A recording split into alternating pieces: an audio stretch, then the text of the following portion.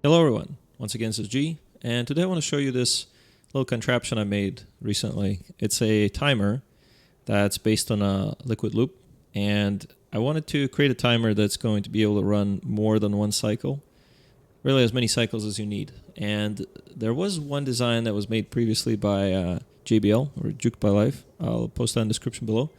But I thought that with Spaced Out we could do better. And it just so happens that they introduced this liquid meter valve that we could use to make this work.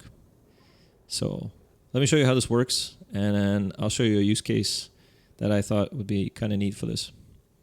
So over here, if we look at the plumbing, you can see that we've got the feed over here, and it's controlled by the shutoff. And the reason we're using the shutoff is to make sure that we don't continue to fill more water into the same bubbles. So unlike a valve, a shutoff will not top up an existing bubble of the same liquid. But anyways, so once this loop is full, it's going to continue to loop through this valve and through this meter valve. We set the valve at 1 gram, and if you look at the meter valve, we've got 0.015 kilograms is our limit. And this is same as 15 grams. So if you think about it, 1 gram per second, run up to 15 grams, that's 15 seconds. So after 15 seconds, this is going to trip. Now, the thing is, why we have to have this loop is if we don't have it, once this trips, it's going to stop, and then water is going to start to pool in here, and you're going to end up having more than 1 gram. So to avoid that, we just have a recirculating loop. Let me show you how I fill this up, and also I'm going to show you the expanded version. All right, there we go. That's the same thing, but just expanded so you can see it better now. And essentially what we have is we have this loop here, that's the main loop, has priority. And then you see this thing is off right now, and it's just looping through this bypass. Now we can turn this back on again if we reset it with a filter. So we're going to go ahead and put a filter gate here, and we could set it to, let's say, 15 seconds. And the filter sets the amount of time that the circuit is turned on. Let me show you the automation. So you can see here, it turns on. This filter is then going to count down. And then it turns it off, and then it starts going again. And if we look at the plumbing, you see now it's going on the bypass loop. And as soon as the slide turns off, it's going to go on the main loop. And that's it. Now, I want to show you a use case for something like this. Let me pull that up. All right, here we go. So what we got here is essentially a waterfall setup that is also combined with a vertical pump. And the way the vertical pump works is you have two gases.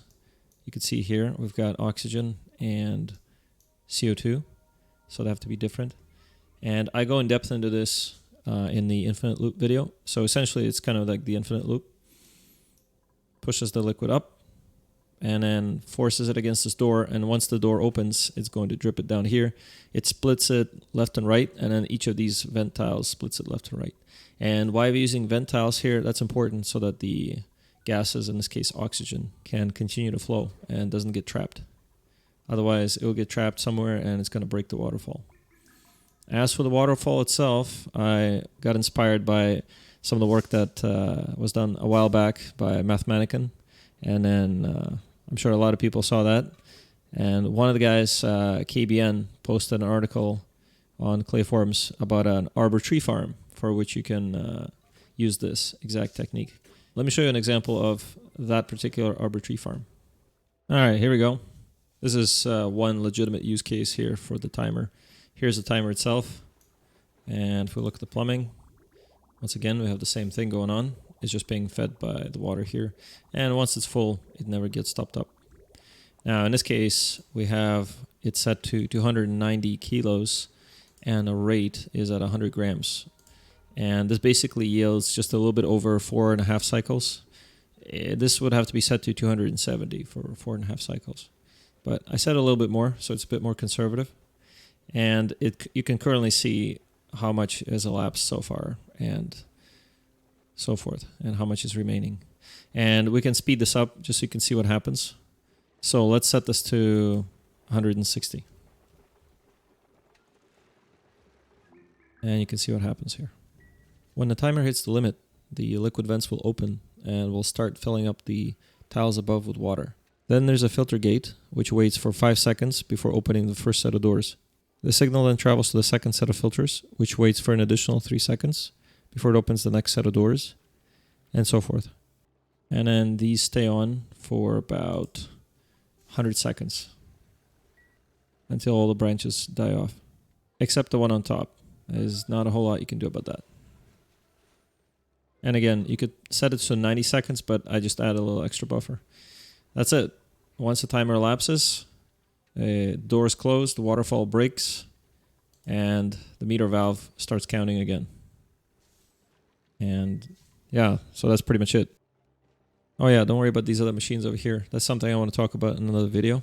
I think that'll be pretty interesting, but there's still some testing that needs to be done. But anyways, yeah, so that's what I wanted to show you, this timer over here. And if you come up with some other ideas, what we can use this for, make sure to post that in the comments below. And we'll go from there. At any rate, that's all I have for you right now. This has been Greasy Hammer. And if you like this video, then make sure to smash that like button and subscribe if you want to see more. And I'll keep working on the next video. Thank you very much, everybody. Bye-bye.